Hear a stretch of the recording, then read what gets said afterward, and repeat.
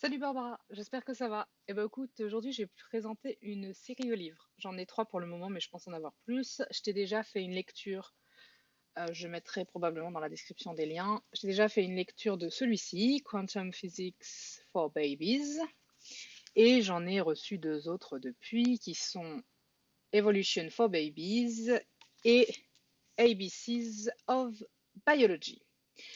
Donc, j'ai mis en titre les noms des deux auteurs qu'on retrouve sur ces livres de biologie. L'auteur Chris Ferry a inventé la collection et il en fait certains tout seul parce que c'est un physicien. Donc, ceux de physique, c'est lui qui les fait. Et les autres, il les fait avec d'autres gens, ce que je trouve plutôt bien.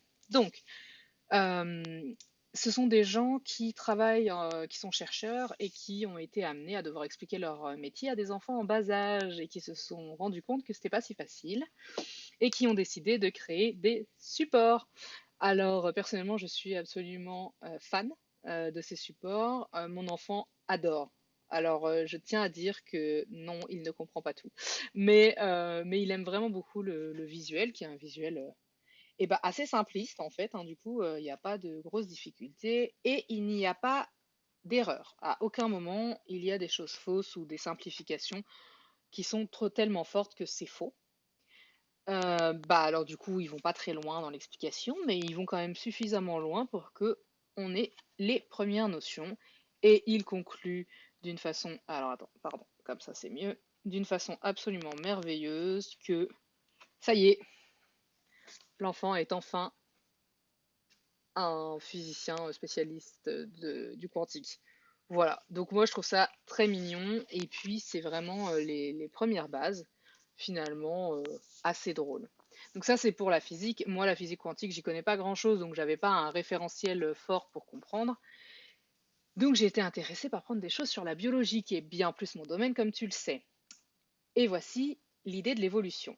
Alors pour l'évolution je t'en ferai une lecture aussi, mais pour l'évolution on a une balle et un trou. Et le trou symbolise tout ce qui n'est pas gardé par l'évolution. Et donc la balle crée d'autres types de balles qui sont différentes d'elles-mêmes. Voilà, donc ça les mutations aléatoires. Et l'idée c'est qu'il faut que les balles passent pas par le trou pour pouvoir survivre. Et de temps en temps, il y en a qui passent pas par le trou. Alors, je sais plus où c'est. Là, c'est expliqué qu'on peut pas décider le sens de l'évolution, on peut pas décider de la forme que va prendre la suite. Voilà. Et celle-là, elle passe pas, donc elle est conservée. Et elle fait d'autres formes, dont certaines ne seront pas conservées et d'autres conservées. Voilà, alors ben, c'est une métaphore, mais je la trouve plutôt réussie. Voilà, et donc à la fin, ils expliquent celles qui ont été sélectionnées et celles qui ne l'ont pas été ici par l'évolution. Voilà. Et donc là, c'est vous êtes un biologiste en évolution. Voilà. Et bah, alors, c'est plus une métaphore que l'autre, mais je trouve que ça marche tout aussi bien. Et les dessins sont toujours aussi simples et chouettes. Moi, j'aime bien. Et le dernier que j'ai acheté, c'est celui-ci, qui est un livre en trois niveaux de lecture pour le coup. Alors oui, il est en anglais, du coup c'est un abécédaire qui ne fonctionne pas entièrement en traduction, puisque tous les mots vont pas avoir la même lettre de début, mais dans l'ensemble, on est en sciences, c'est quasiment toujours les mêmes mots. Et donc voilà, nous avons B is for bacteria. Bacteria are very small single cell living things. Et ensuite, on a un peu plus d'explications ici, donc je peux te donner l'exemple de celui-là. Scientists estimate there are more bacteria on Earth than stars in the universe. Through some bacteria can make us sick. Lots have important roles on Earth and in our bodies. Voilà. Et donc il y a autant d'exemples qu'il y a de lettres dans l'alphabet.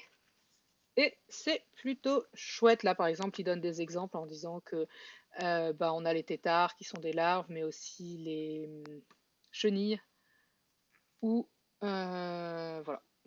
C'est ça. C'est deux exemples qu'il donne. Bon, là, Queen, ça marche pas trop, hein. La reine, bon, ça marche pas. Mais pour le reste, ça marche plutôt bien. Et de toute façon, c'est intéressant quand même. Alors moi, avec mon enfant, je tiens à dire que je ne traduis pas, je lui lis en anglais. On verra plus tard s'il y a besoin que je traduise des choses ou pas, ou si elle apprend l'anglais. Et tant mieux. Voilà, donc moi je trouve super chouette. Et dans la série, il y en a beaucoup d'autres en fait.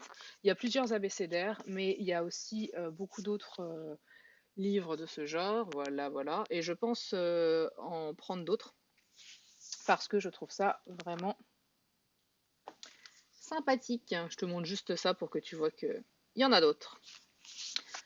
Voilà, donc ça c'est une découverte que moi j'aime beaucoup. Alors je sais qu'il y a une part des gens qui critiquent le fait de donner aux enfants des choses qui sont très techniques ou très scientifiques ou très avancées. Mais les enfants sont intéressés. Moi, j'ai pas de raison de limiter le champ de ce que je lui propose. Et puis, si ça l'intéresse, ça l'intéresse. Si ça l'intéresse pas, ça l'intéresse pas. Si ça l'intéresse sans rien comprendre, et puis qu'au moment où elle commence à pouvoir comprendre, ça l'intéresse plus, c'est pas un problème en soi. Mais moi, ça me fait rigoler. Et je trouve qu'ils sont plutôt bien faits et que c'est une bonne introduction. En plus, elle peut les manipuler toute seule parce que c'est du carton épais. Je sais pas si tu as vu, mais les pages sont quand même épaisses. Bon, le seul reproche que je lui ferais, bon, c'est pas les plus épais, mais c'est quand même épais. Le seul reproche que je lui ferais, c'est son format. Je le trouve un tout petit peu grand pour les bébés, justement. Elle est vraiment fan des formats plus petits. Et vu les dessins, ça aurait été possible au moins pour ceux qui sont de ce genre-là, pas l'abécédaire. Voilà, bah, j'espère que ça t'a plu et je vais faire des lectures au moins de celui-ci et les ajouter, pardon, de l'autre, l'évolution, je veux dire, parce que l'autre je l'ai déjà fait, et les ajouter. Voilà, bonne fin de journée Barbara, à bientôt.